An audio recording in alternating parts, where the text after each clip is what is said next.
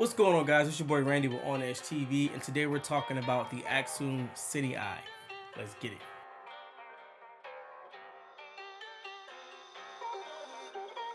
So I've been using the Accsoon CineEye for a month or so on my last few shoots, and I decided to go ahead and get one for myself because it is such a great device to have if you're into like filmmaking and you're on set a lot and you're working by yourself or with a small team.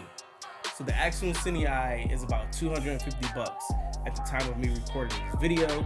So what comes in the box? Of course, you get the Accsoon CineEye, you get some instructions, and you get a few cables. You get the micro HDMI to HDMI, you get mini HDMI to HDMI, and you get HDMI to HDMI. And you also get the stuff to mount the CineEye on your camera. So you get everything you need in the box to get started. I'm not going to cover how to set it up in this video. There are a ton of videos out there to get it set up, but the instructions are very straightforward. You should be able to do it. You should be able to do it on your own. So I just want to talk about my experience with the CineEye for using it for a while. So far, it has been a great experience. I love this little thing so much. The reason why I got this one is because this is what I've been using, and I just decided to get what I'm used to versus buying something I haven't experienced yet. So I know this one works perfectly fine for my needs, so that's why I went with this one. Accsoon makes some really great products. They have cheaper transmitters and they have really expensive transmitters, so just do your research on which one will work best for you. But I went with this one again because I've used this on my last few shoots, so it's been great so far. So the Accsoon CineEye, you charge it with Type-C. You only have HDMI port and a Type-C port, one power button, and some LED lights to indicate power level and stuff like that. And then the logo lights up also when it's on. The thing I like about this is very compact. It's not that big. It fits in my camera bag very easily. It doesn't take up a lot of space. So the build quality of this is really nice. It's made out of metal, but it's not too heavy. It's just the perfect weight and size, in my opinion. So battery life is actually 3 hours of battery life. The cool thing is you can run it off a battery pack. What I do is I run it from my V-mount battery because I have a USB port for my V-mount battery. So I come from my V-mount battery from my camera and I plug it in to the USB Type-C port, and it'll extend the battery life a lot.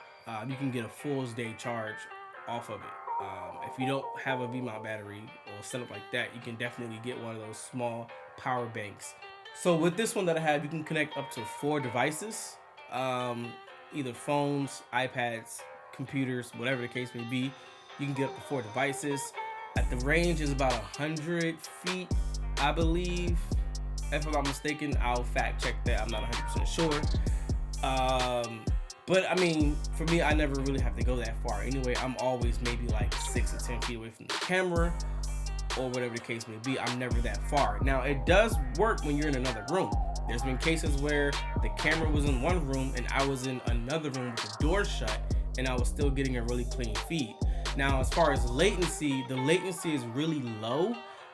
You can tell there's some delay there, but it's not too bad. It's like really, really low. The latency is so low, people actually use the Accsoon CineEye with their Nucleus Nano to wirelessly pull focus. I wouldn't do it with a lot of action movement, but like for simple stuff, tracking, small stuff, then yeah, it's great for that. Now let's talk about the cons. I know for us, it did lose connection quite often, maybe because we maxed out how many devices can connect to it, because we had 3 to 4 devices connected at all times.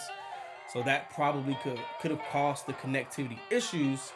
But it's a simple fix. You just turn it off and turn it back on, and 9 times out of 10 it worked. So just something to look at if you know you're gonna be the only one. Like for me, I'm gonna use it mostly for all my corporate shoots. So while I'm conducting an interview or somebody else is conducting an interview, I can give my iPad to somebody else to monitor footage also with me.